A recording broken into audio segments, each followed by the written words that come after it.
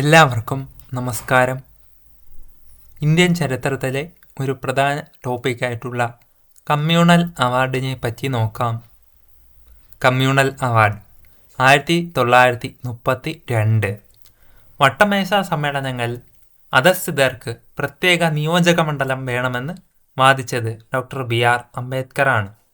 ഇന്ത്യയിലെ പിന്നോക്ക സമുദായക്കാർക്ക് പ്രത്യേക നിയോജക മണ്ഡലങ്ങൾ ഏർപ്പെടുത്തിയ ആദ്യ പരിഷ്കാരമാണ് കമ്മ്യൂണൽ അവാർഡ് എന്നറിയപ്പെടുന്നത്.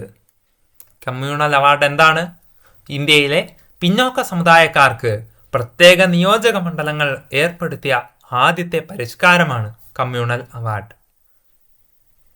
വട്ടമേശ സമ്മേളനങ്ങളിൽ അധസ്ഥിതർക്ക് പ്രത്യേക നിയോജക മണ്ഡലം വേണമെന്ന് വാദിച്ചത് ആരാണ്? ഡോക്ടർ BR അംബേദ്കറാണ്. കമ്മ്യൂണൽ അവാർഡ് പ്രഖ്യാപിച്ച ബ്രിട്ടീഷ് പ്രധാനമന്ത്രി റാംസേ മക്ഡൊണാൾഡ്. കമ്മ്യൂണൽ അവാർഡ് പ്രഖ്യാപിച്ച ബ്രിട്ടീഷ് പ്രധാനമന്ത്രിയാണ് Ramsay MacDonald. Ramsay MacDonald communal award അഥവാ പ്രത്യേക നിയോജക മണ്ഡലങ്ങൾ പ്രഖ്യാപിച്ചത് മുസ്ലിങ്ങൾക്ക്, സിഖുകാർ, അധസ്ഥിത വിഭാഗക്കാർ, യൂറോപ്യൻസ് എന്നിവർക്കാണ്. മുസ്ലിങ്ങൾ, സിഖുകാർ, അധസ്ഥിത വിഭാഗക്കാർ, യൂറോപ്യൻസ് എന്നിവർക്കാണ് റാംസേ മക്ഡൊണാൾഡ് കമ്മ്യൂണൽ അവാർഡ് അഥവാ പ്രത്യേക നിയോജക മണ്ഡലങ്ങൾ പ്രഖ്യാപിച്ചത്. കമ്മ്യൂണൽ അവാർഡ് പ്രഖ്യാപിച്ച തീയതി 1932 ഓഗസ്റ്റ് 16. 1932 ആഗസ്റ്റ് 16 കമ്മ്യൂണൽ അവാർഡ് പ്രഖ്യാപിച്ചത്. കമ്മ്യൂണൽ അവാർഡിനെതിരെ ഗാന്ധിജി നിരാഹാര സമരം ആരംഭിച്ചത് പൂനെയിലെ യേർവാദ ജയിലിലാണ്. കമ്മ്യൂണൽ അവാർഡിന് എതിരെ ഗാന്ധിജി നിരാഹാര സമരം ആരംഭിച്ചത്.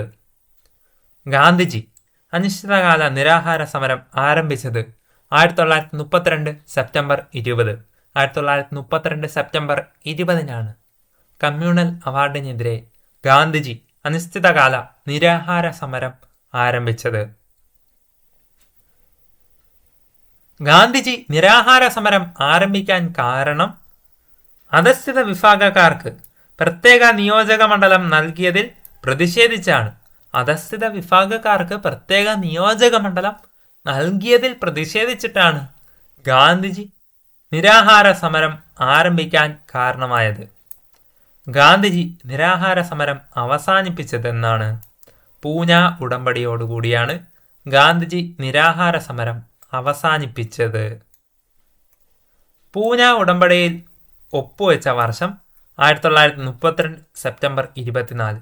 1932 സെപ്റ്റംബർ 24 പൂന ഉടമ്പടിയിൽ ഒപ്പുവെക്കപ്പെട്ടത്. പൂന ഉടമ്പടിയിൽ ഒപ്പുവെച്ചത് ആരൊക്കെയാണ്? അംബേദ്കറും മദൻ മോഹൻ മാളവ്യയുമാണ്. ഗാന്ധിജിയുടെ പ്രതിനിധികളായിട്ടാണ് മദൻ മോഹൻ മാളവ്യ പൂന ഉടമ്പടിയിൽ ഒപ്പുവെച്ചത്. അംബേദ്കറും മദൻ മോഹൻ മാളവ്യയും തമ്മിലാണ് പൂന ഉടമ്പടിയിൽ ഒപ്പുവെച്ചത്.